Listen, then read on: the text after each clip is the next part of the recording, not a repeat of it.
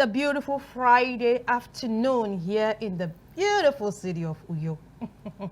Welcome to Softline. I am Nancy Banigo, and today is a special day. Christmas in the air. Everybody's putting on red. I mean, it's smelling Christmas. How do they say it? All right, so I have the ladies in the house. We are complete today. Eddie Young Eyang, how are you? Oh my goodness, I had to go that way. Nancy, I'm very well, thank you. Right. Already. That's nice. You look good. Thank you. Hello, everyone.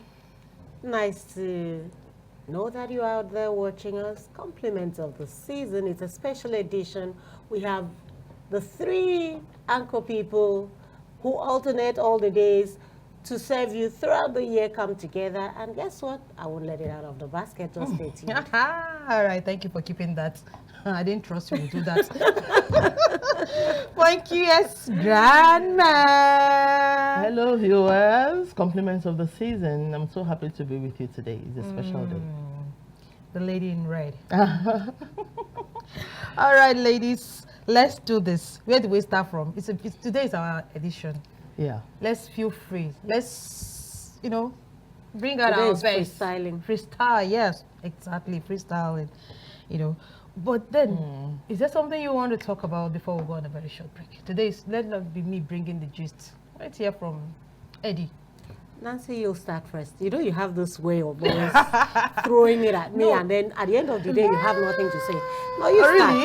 Yeah, All right, are you going to tell me you don't have stories to tell? I do have stories. So let's but hear I just from feel you. like you've been hearing my stories all this No, we time. haven't been hearing your stories. Okay, let's hear from Brogima. Maybe probably because she's the chief host. Yeah, so I'm she throws it always at saying- everyone. And so she's used to Today doing we it. are all hosts. Because we don't have any guests. So probably Funky Grandma has a story for us. No, If not, I have one. I don't actually have a story, but Okay. I have a feeling to express. Oh. A feeling. Okay. It's like as the days are going further and further to nearer and nearer, closer and closer Christmas? to Christmas, I perceive something, in the air. Oh. Not actually seeing anything, because wait. I'm not actually seeing anything. I'm just, perceiving Perceiving it. in the air what's happening and some excitement. So I said, what this cab driving? I said, yes, let me show them that Oh my goodness. that Christmas, whether they like it or not, Is here. is here, and nothing can actually stop us. But at least we thank God that we're going through the end of the year, and everything is going to be fine. Thank God for that. But then, at the beginning of this year, we all had our plans. We all had our New Year resolutions. We all had things we want to achieve before the end of the year. And we have just few hours, or few days to the end of this year.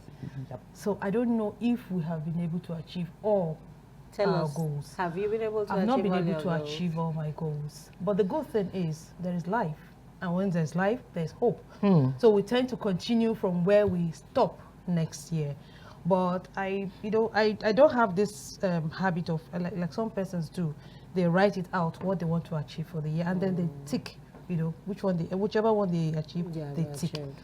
But I just calculate everything in my heart, and then I keep saying, okay.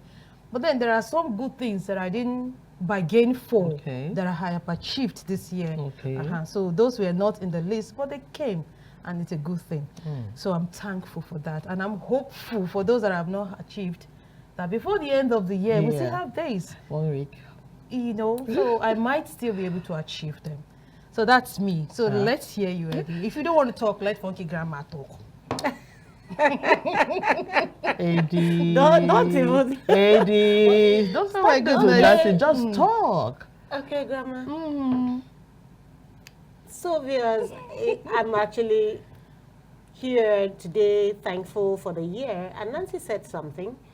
And for me, it's good to write down your vision. It's good to write down your goals. It's good to, towards the end of the year, probably, as you're wrapping up the year, Check. you check your list to know what you have done and what you haven't done. And I tell you what, those things you haven't achieved, don't give up. There is time as long as there is life. And then you probably could ask yourself, what happened that I didn't achieve this? I think it will help you reappraise and, know what to do so that you can achieve that. What limited you? What stopped you from achieving it? And even those things you were able to achieve, what, facilitated you to achieving them? I think it will help a lot for you to do better. But, for me, funny enough, I just had to listen to both of you because I seem to have a very different mindset about this season. And I'm asking myself, Christmas, New Year. Some people pay attention to New Year. No. They believe, they believe, okay, we're starting afresh. Yeah. And then for Christmas, it's one of those things, So I suddenly seem to find myself, my feelings towing towards the fresh start, the fresh start kind of thing, and not Christmas. Someone told me today, do you know Christmas is on Wednesday? I said, yes, I know. Wednesday is 25th. So for me, the essence of Christmas, you see, we pick a date to celebrate those things, and afterwards, what happens? I believe it should be a lifestyle.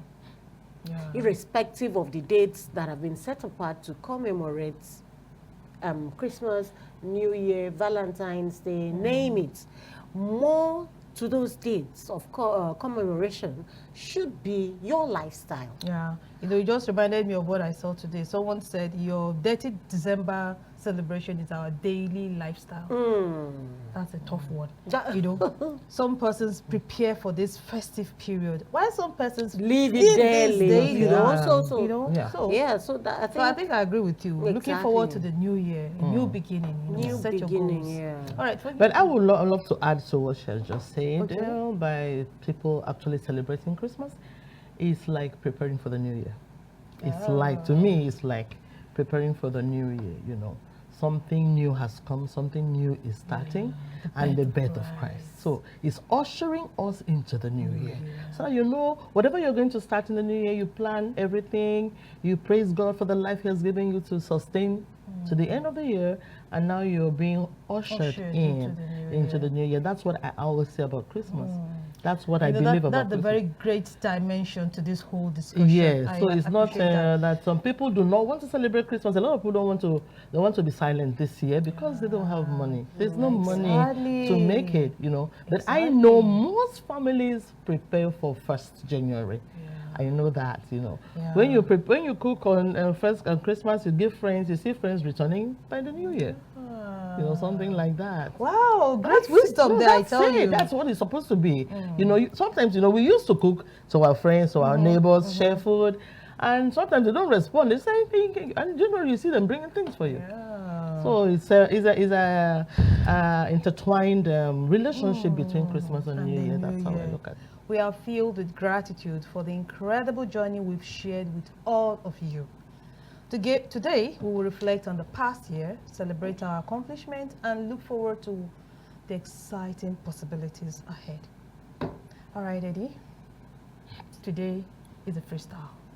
So we just want to start by talking about our favorite episodes of Softline we've had this year. I know there are a whole lot of them, but let's just start with the few we can remember.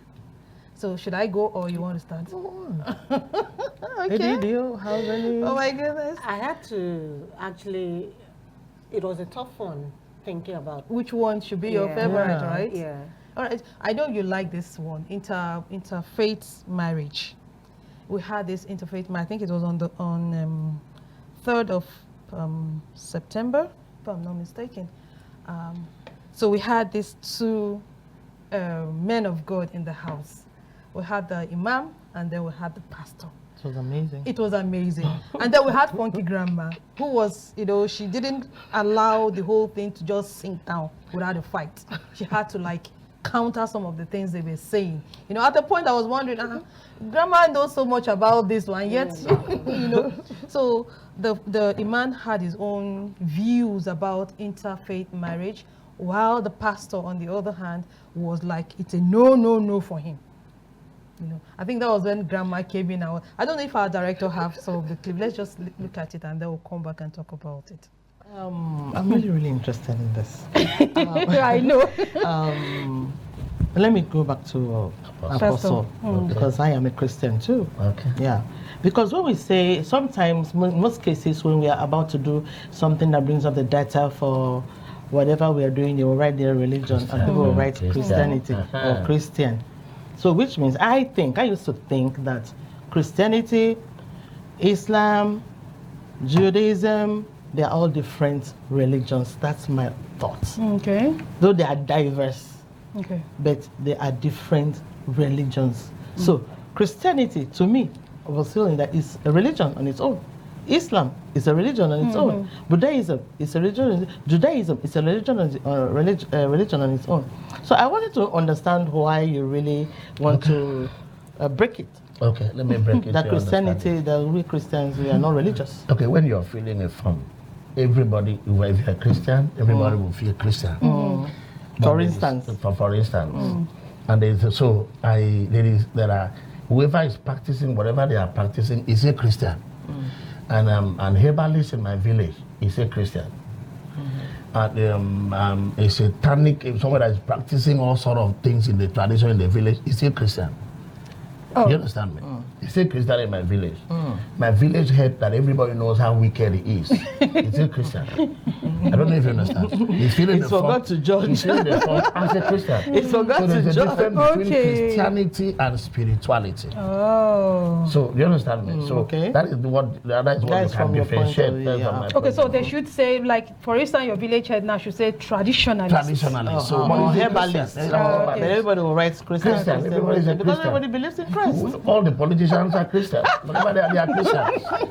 So there should be difference between spirituality and Christianity. Okay, now I get your point. I'm a spiritual man. I'm not a Christian. I'm a spiritual man. Okay, all right. So now, but that's great. I like your definition of it. Okay, so now let's talk about in marriages. So when we have interfaith marriage, what do you think are some of those challenges in an interfaith relationship? Well, I am a pastor that believes so much in marriage. And also, in fact, I released two of my daughters today to go ahead for the preparation for their marriage. Wow. Now, the Bible says in the book of 2 Corinthians, chapter 6, from verse 14 to verse 16, Bible. And now, if I'm a Christian, I fall in love, for example, to a Muslim person, that let it be just a relationship, they're not end in marriage. The Bible, so if you're not a Christian, you are an unbeliever. Okay. You are an unbeliever. The Bible says we should not, 2 Corinthians said we should not be equally yoked with an unbeliever. I don't know if you understand. I understand. So if you're a Christian, you marry to a Christian. If you're a Muslim, marry your Muslim. Or if you're not, if you're in Christianity, you see divorces everywhere. Good. Divorce everywhere. That is Christian. How about going to marry a Muslim again that believe in four? That is maximum of 4. 4 wives, right? 4 wives, maximum of 4.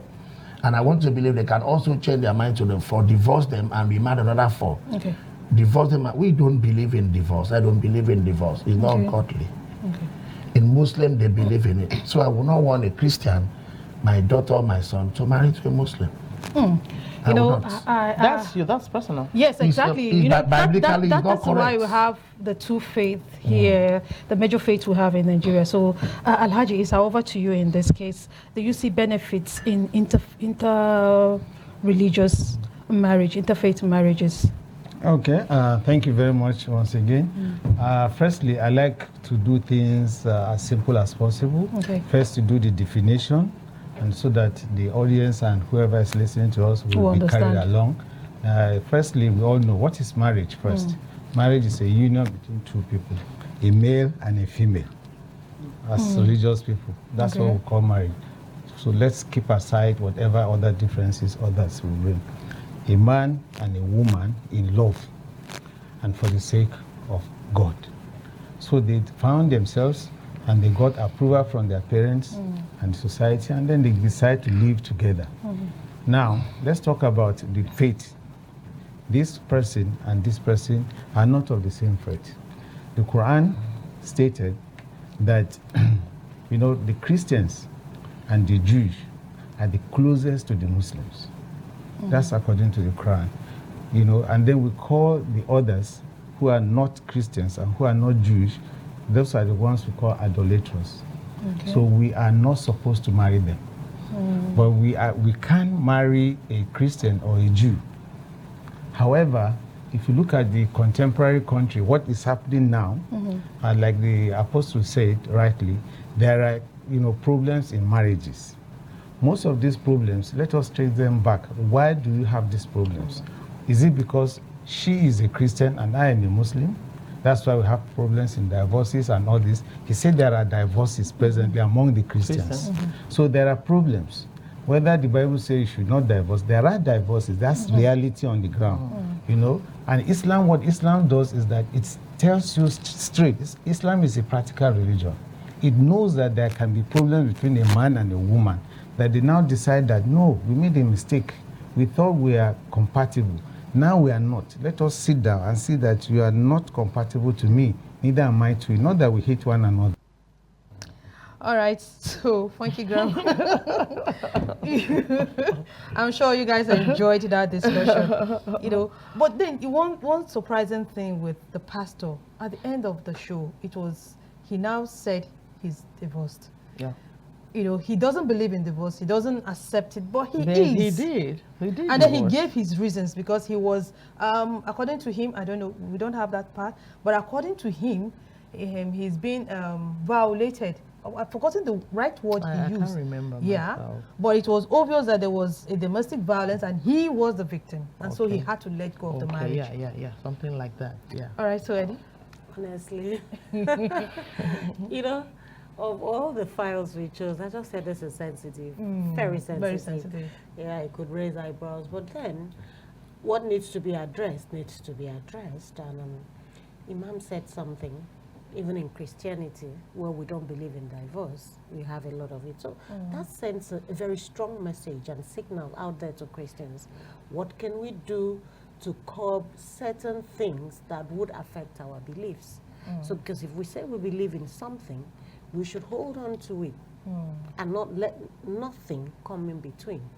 So you can't say you are a Christian, the Bible, our religion doesn't permit divorce, and we have it happening left, right, and center. So what is causing it and how can we stop it? You know, same goes to the other religion. And then if you ask me, like I said, I'm always very more emotional. I'm talking about this because who do you really consider an infidel? Is there any? Above all, because love is everything. Love conquers all. It conquers all. So irrespective of the tribe, irrespective of the religion, if we have love or charity, as some Bible will say it, and if we believe in the golden rule, do unto others what you wish them to do unto you, or basically the three commands, and then fear God. Yeah. Whoever God very represents in our life, you know, is very key. I think it will help us as a person because first of all, that's why people come from different angles, and they give. You're saying the same thing literally, just that you claim you belong to the other divide. Yeah. And all of that, but we're all saying the same thing. So the earlier we come to terms with this, whatever you think, whatever or whoever you're worshipping, the core value is what we should look at and play down on. I'm a Christian, I'm a Muslim, let love lead. You know, I before we come to Frankie Grandma, I used to have this friend whose father was a Muslim and the mom was a Christian. You know, she didn't see anything wrong with it. In fact, she took advantage of the situation. When it's time for Muslim festivals, she's at the top of the game. You know, she had Muslim friends, they gather around, they eat, she go visit Muslim friends, and when it is time for Christian festivals, she's at the top of the game. You know, so she's everywhere. So that's love for you. That is love. And this is, she's my age mate. So you can imagine the house, the mom and dad, they still live together. The brothers, well, decided to go with the father. But not all of them. I think 2 of them went with the father. Why others are just, we go to church today, Next week, we'll go to the we'll go to the mosque, we'll pray. And there's love. And you see, and they're in the midst of, they're in a place where we have Christians and Muslims living. So they're just an epitome of that unity we are talking about. Exactly. Yeah. People should learn to live together regardless of religion, sentiments, and all that. All right, let's hear Funky Grandma. Yeah, you know, when I got this topic and we started talking about it, okay, I'm a Christian. But when I heard the pastor talking the way he did, I was highly disappointed. Yeah, we could see that. highly disappointed, because he spoke in a way and manner that shows that he wasn't well vested in the Word of God and the understanding and the works of the Holy Spirit. Because when you are a Christian, we are supposed to lead. We are supposed to make others know that we are actually the followers of Christ. It's not us being divided. Because now what's happening is church thing, my church, your church, our church. And this, so that is what I'm not comfortable with. Because what he was saying and whatever he was trying to use to defend his own belief, because that was what he was bringing was his personal belief, his personal mindset. About Christianity is about his church, in my church, in my church, in my church. And I wouldn't do that in my church. I don't allow that. It's wrong, you know. Christianity is supposed to be universal. It's not something that you bring in. And the problem that we have, that should I say I love for the Islams, is because they are one. We have bad people, we have herbalists, we have thieves, we have robbers in Christianity. They have too. But wherever they are gathered as one. It's only we Christians that have different denominations where we focus and say that's the best. If you're not coming to my church, you are not a Christian. Or if you're a Catholic like I am. Well, but let me put this straight, Funky Grandma. We also have division in Islam. Yeah, there are lots of divisions there. But the thing is, I think they respect each other's divide. Yes, that's what I'm saying. Yeah, they have divisions. But it's the Muslim rights. Nothing changes.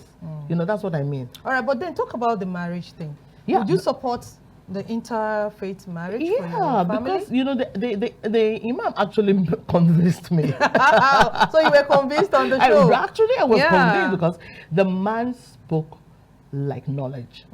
You know, he's vested and he is able to convince someone.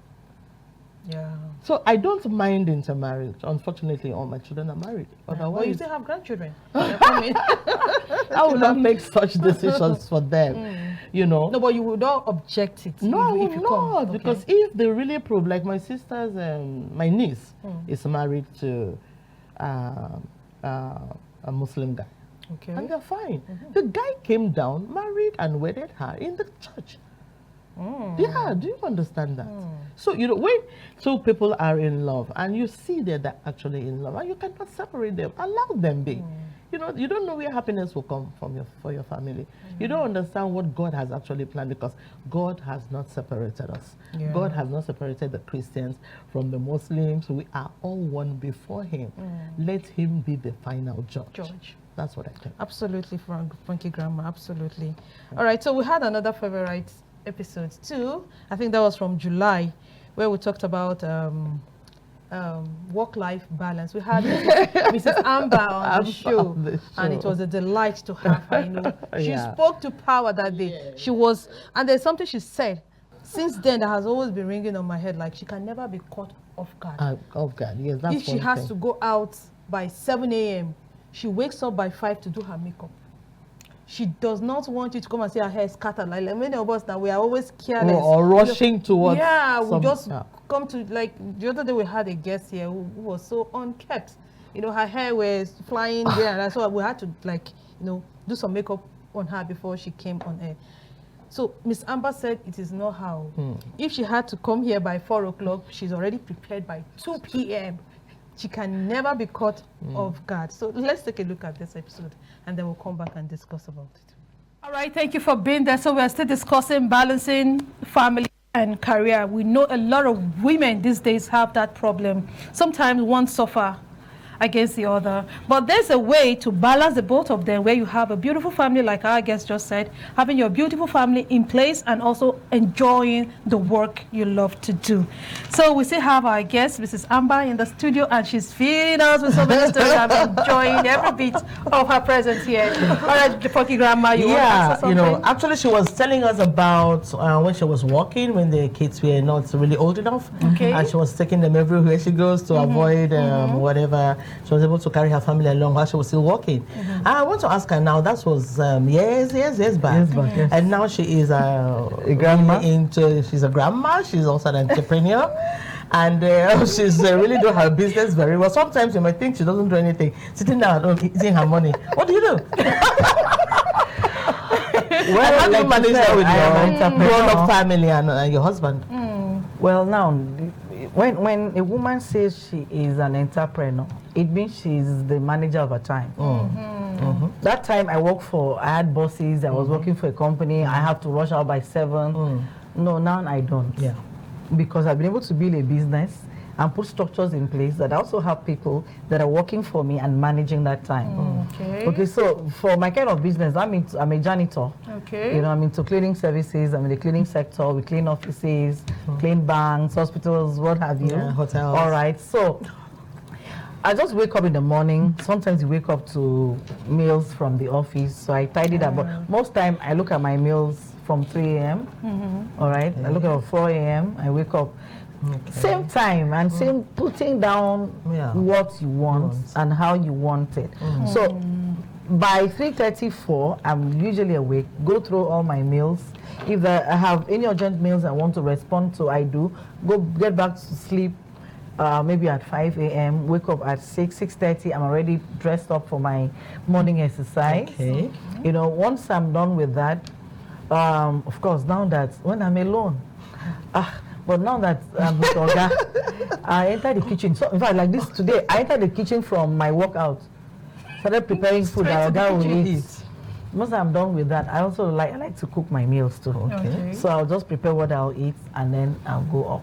Okay. You know, sometimes when I'm doing other, I'm still doing my videos and still enjoying myself. Yes, I just love to enjoy what I do. Like I've never done anything under strain. Like, oh, I'm not happy doing it. Yeah. I try to find joy around everything I do.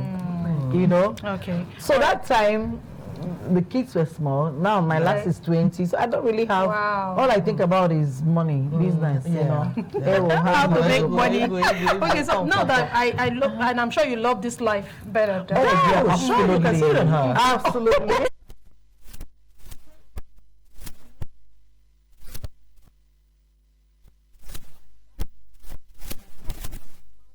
System, you know, having people around to support you, like family, friends, you know, to be able to balance it. That's what I meant by delegating. Delegating, maybe, it's like, okay, let's talk about home. Okay. You know, these days, there's a lot of mistrust, distrust. We don't trust our housekeepers because of what we see, what we hear. Some people are, you know, but you have to find somebody to trust. You just have to trust somebody. You just have to try to trust somebody because you cannot do it all as a career woman. You have to have someone that can, you know, tidy up the house when it's messed up, all of that. That will take so much from you. Because when you go, you come back, you bend, no, you're going to burn yourself out. You're going to kill yourself fast. So you have to trust someone. You have to delegate. You have to ask for support. If your husband is home, he can support you.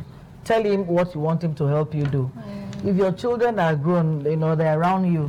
Like me, I don't have anybody back at home. So I have someone that comes in, clean when I want, go out, and all of that. So yeah, you must get the support. You need it. There's every home needs that, especially now. And if you're a working class woman, you need someone to be at home. But be careful. You know, be careful with the choices. Not even family. Sometimes you find family members not being too kind. You know, but you have to trust someone. You have to put things in place. You have to supervise. You know, some of us who have these housekeepers, we don't even check what they do. We don't even just allow them to do everything. You must supervise. You come back, go check what's in your deep freezer. Go check what is happening in your kitchen. What did you do today? I also talk about communication. Some of them, we don't even communicate with these people. You don't tell them exactly what you want done. Yeah, we just You order just them around and move. Yeah, and all that, yeah, do this, do that. yeah. No, find out, what did you do for daddy? What did you do in the house? What did you do for the children? What happened today? Where did you go? You know, you still have to be on top of what you're doing. You know, it went well, as in it all went well for you because you were able to balance it. But we have that problem now where our young mothers tend to leave everything out for the nannies, the housekeepers. The nannies and housekeepers are the ones practically running the home. Why because they are busy. That's what we are Pursuing talking about. careers. Yeah. That's what we are talking about. That it's possible for you as a career woman to take care of your career and take care of your family and take care of yourself. It's very important. All you need to do is be committed to it. All you need to do is discipline yourself. All you need to do is manage your time. Be on top of it. Love what you're doing. Be intentional. Tell yourself that this is where you want, this is what you want, and work towards it. You can actually come back from work and then do less. Do less. When you're no more at that desk, you're no more doing that job, someone else will do it. Someone else will do it. Life goes on without you, with or without you. So you must first think about yourself. You must think about your family. So you work. You know, some of us want to do everything at the same time. Yes, You're criteria for a good wife. No, good wife, good wife. No, it's not. You can still do what you want to do in a way that will give you need to stay alive. So you first. Some of us will She talked plenty. You need to stay alive. Very key. Very key, very important. Very important, because if we don't start to say these things, mothers get carried away. No, but it's true. They get carried away. They forget about this. All they do is give until they break down. And when you break down, you are no longer there to give. So who's going to take care of you? So we have to remember, even in the struggles, bustling and whatever, we have to remember to prioritize ourselves.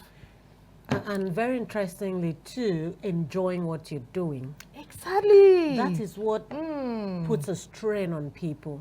I had to talk to someone in my office recently, and I said, the day I realized that when you enjoy, even when it's not pleasant, it's not comfortable, but you refuse to look at the stress and do it with pleasure, you would realize that what used to be tedious for you becomes a smooth sail.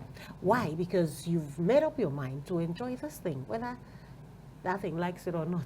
And do you know people who do that succeed in that thing? Oh yeah. Because you give it your all, because you love what you do. You just have to love it. And when you do it with passion, you do it loving it, you get inspired. But when you're all bottled up, Grudgingly doing it. exactly, feeling okay, who takes the glory? I'm doing this to benefit someone else. What am I doing this for? What is it? No. You just lose out. You lose out. And then you discover you'll be years and years inside that thing without getting it. Without Exactly. anything. Thank you, Mama.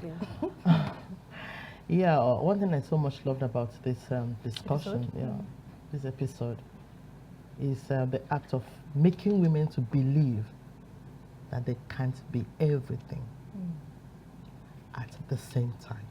True. At the same time, you know, sometimes, let me just share a little, sometimes it is us women, that do not even allow our husbands to boil water. Yeah, that's true. That's true. That's true. No, don't worry, I'll do it. Exactly. Even the children. Exactly. No, don't worry, I'll boil it for you. Just no. I've heard a lot of that, and I've seen a lot too. And one thing I like doing is making women to understand that no matter what you are doing, no matter the job, no matter your relationship, love yourself first. I just had to come in here because what you just said now, you just reawakened something inside of me. Yeah. I realized this also. Do you know, we keep saying, my kid, oh, my husband. If you are not there, They will be do fine. everything. They will be They fine. will. they will be fine. Definitely. When you're there, you're asking that, oh, how will I do this? Yeah. Do you know, I always want to keep when my children sweep the room, like I say, oh yeah, it's your turn to sweep to say. They don't know how to sweep. I'll come and collect the broom and then I'll sweep it. I'll say, oh, don't go assist. Don't worry, go, you can't do it. Now, no way. Ever since I listened to Mrs. we will sit down there together. However you do it, we will be there together. Yes, and you will correct. Yeah, you will be fine. You will be fine. You will correct them. Exactly. You will correct them, and they will take the correction and they will work on it. Exactly. Till they are used to it. I tell you. That is what I tell people. It's very, very important. We need to say this thing loud. Yes, to women. If you are not there, they will be They fine. I tell you. will. I Ask am me about it.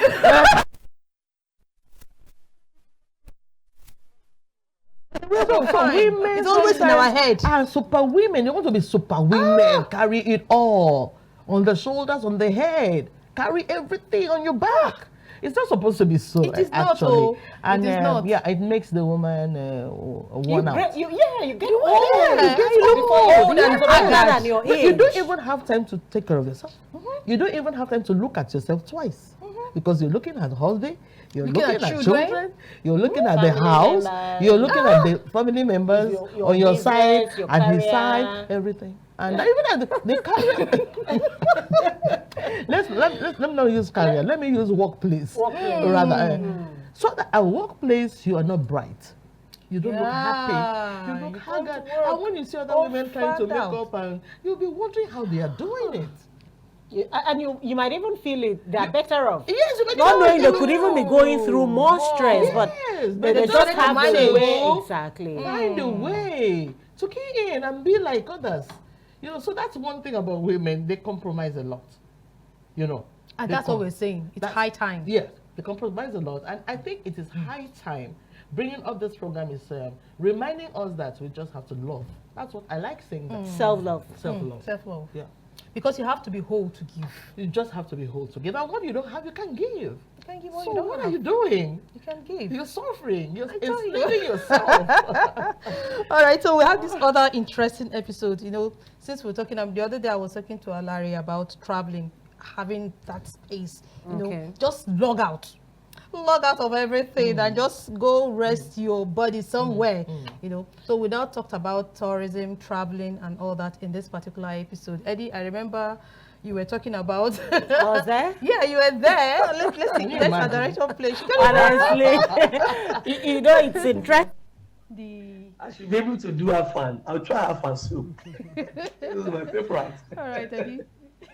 So, Doctor, are you telling us that tourism and hospitality wasn't your first stint in? That's not what you studied, but you got into it by. Yes, I actually studied accounting, my first degree, and I joined Oceanic Bank then in Eket, Akwa Ibom State. So after 4 years of my banking experience, I lost my job. That was when I think EcoBank bought Oceanic Bank. That's why I lost my job, because we now have 2 of EcoBank in Eket. Some of us lost our job in the process. And I was introduced to hospitality sector by a mentor that I would do well in that sector. I didn't actually take it very serious because I felt that how would I go to school and end up working in a hotel? And that is how I found myself in this sector since 2012. And it's been amazing.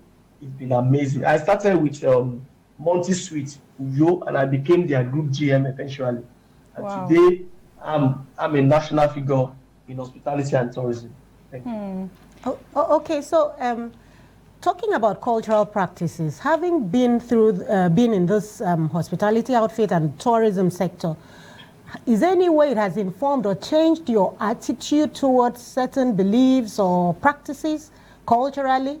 I know when you started telling us about it, you mentioned the food. You knew, that there could be better food, or there are variety of food, not that it's better, variety of food other than what you have at the Western side. So aside the food, how about other cultural practices? How has this affected your belief and all of that?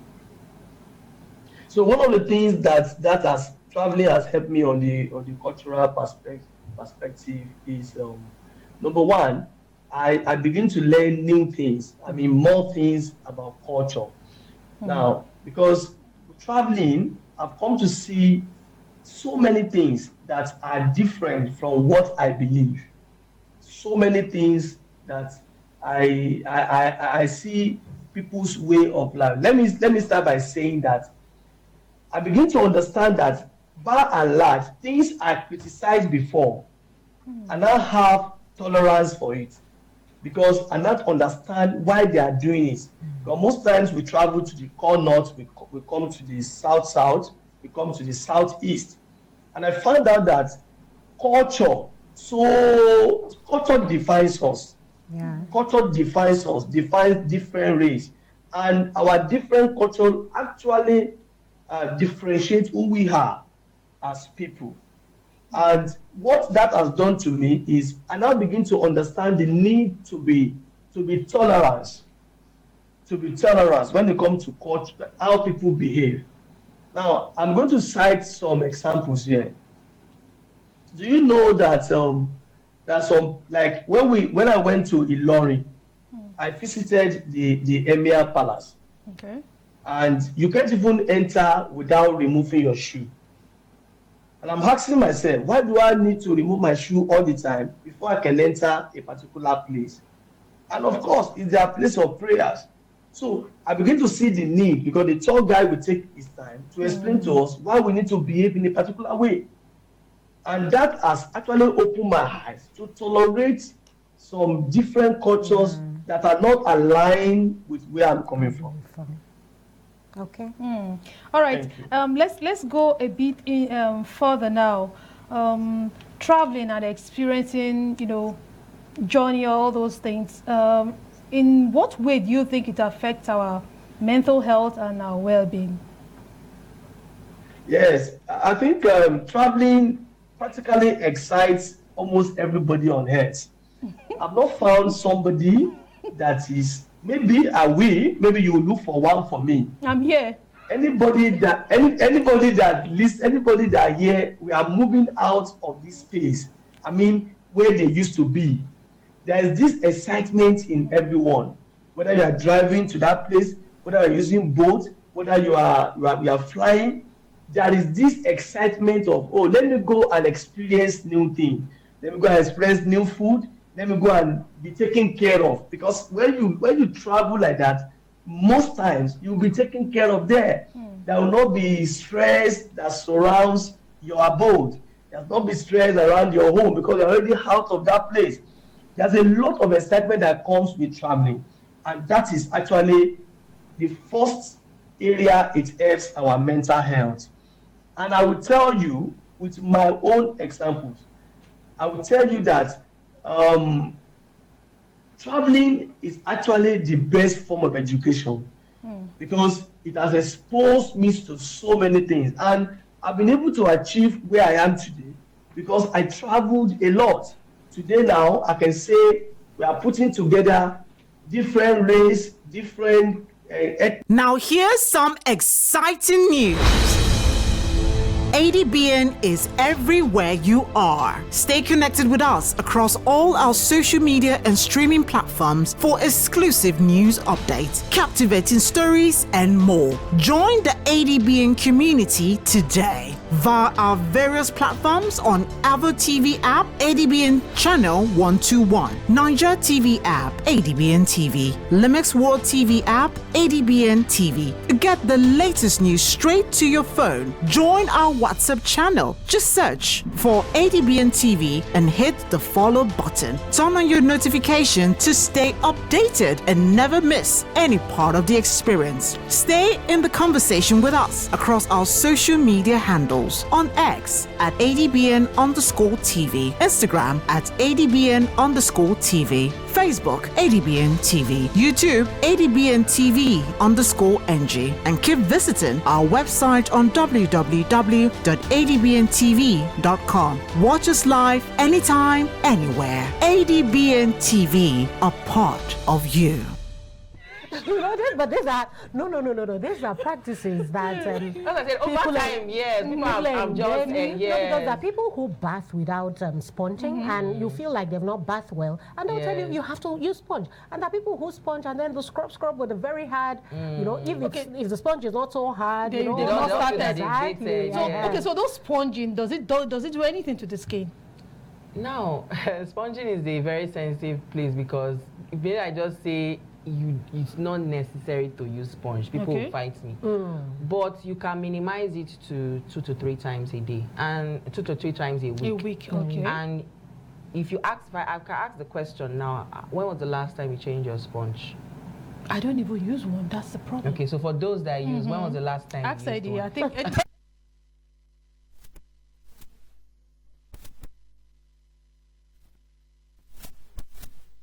And if you have that kind of house where everywhere is just enclosed, then you can have that mold grow on it. And then you now use that sponge, no matter how much soap you put on it, you washed it on your body.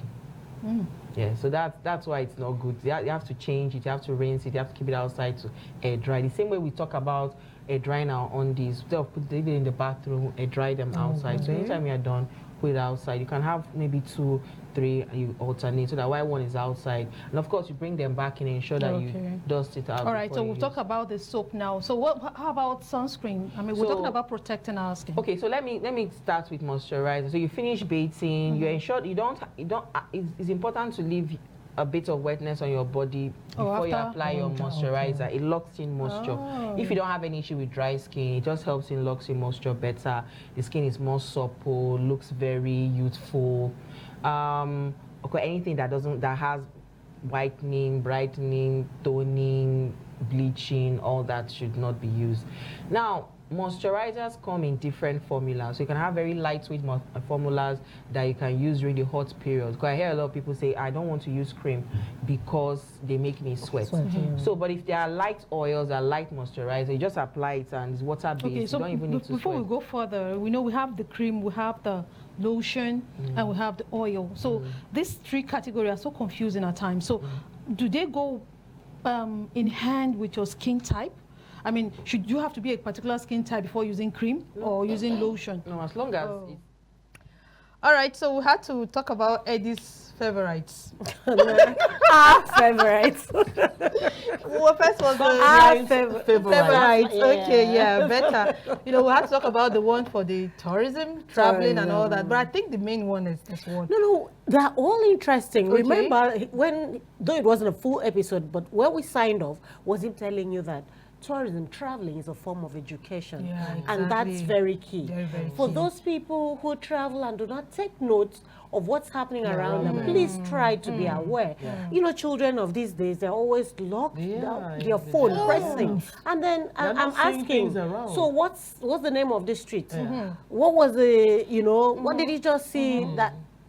Because they're up in the phone. It even goes around. You know, when I'm driving, I hardly notice things around me. But when you're the day being I driven, take public transport or I've been driven anywhere, you see a lot of things. I was like, wow, this one here. That I could understand because you have to concentrate. Yeah, so that goes too with children. You're taking them out and they're always on their phones. You know, someday something will happen and they can't find their way home. They can't find their way home because they don't have any reason to. Okay, so but the cream, the skin care type. Yeah, exactly the season. Exactly the season for it. So and she said something about how to lock up moisture in the skin, right? We already using the moisturizers and all that, the shea butter and all that. But there's one thing she said there that I took away that day, and I have always been observant of.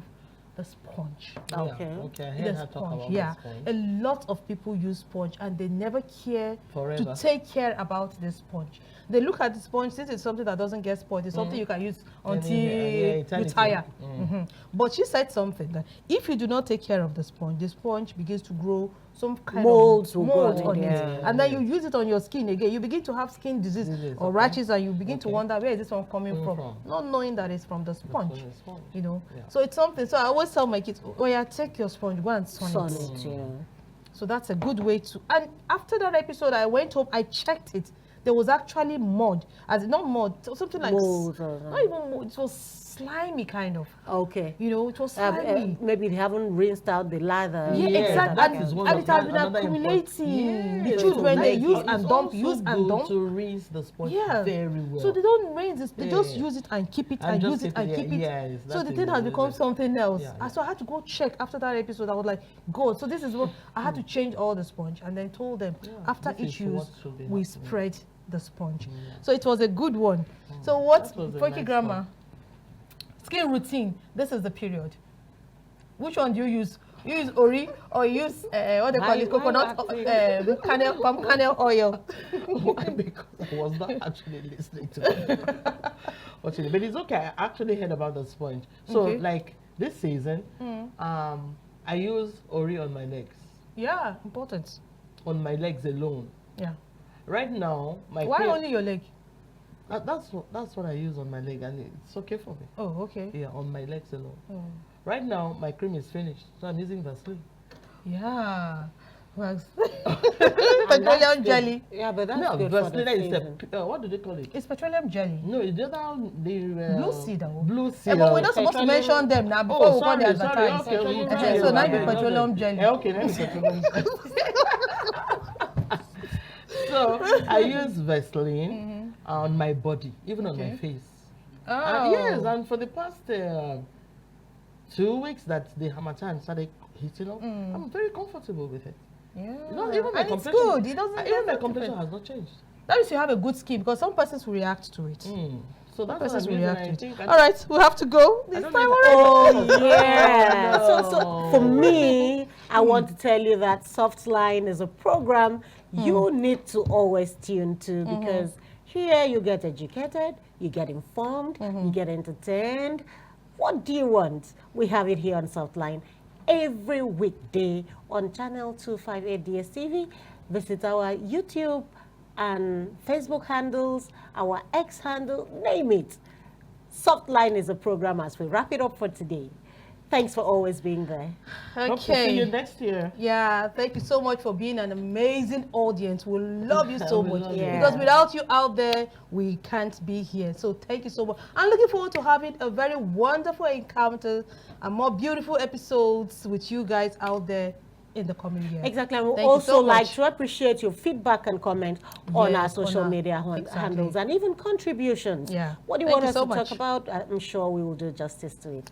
Thank you so much. Namaste. From all of us in the studio is bye-bye. And Merry thanks for watching. Merry Christmas. Christmas. Happy New Year.